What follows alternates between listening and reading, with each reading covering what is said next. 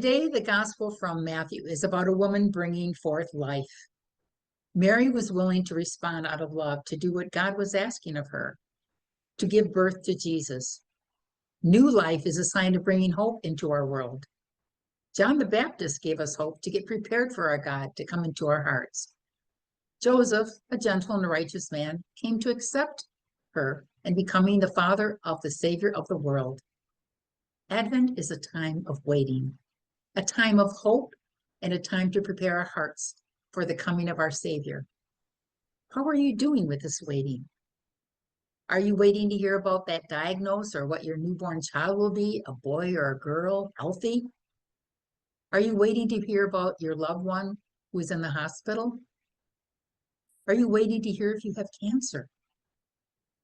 Are you waiting for your children to come home from school or back from college?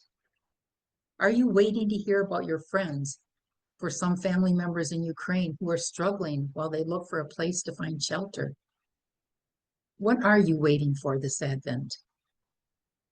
We are preparing our hearts for the Messiah, Emmanuel, which means God is with us, the best and holiest couple in the world, Joseph and Mary. They were poor, they were hungry, they were homeless, and they were refugees, all because they committed themselves to say yes to God. Jesus is a promise and assurance that God is with us no matter what. You may be poor, betrayed, struggling, sick, or lonely, but Christmas is a promise that God is with you.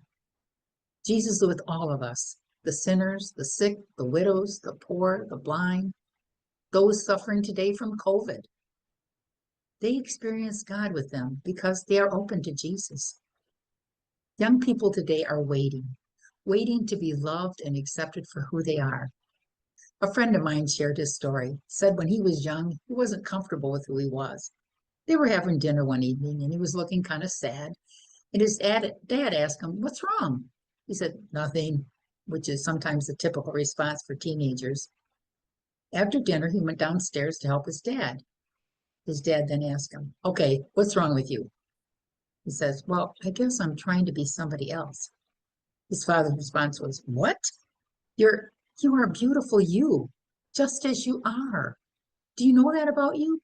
Don't let me ever hear you say that again," which is something I know that I'd hear my dad say to me. So many people today are caught up in the media and comparing themselves to others.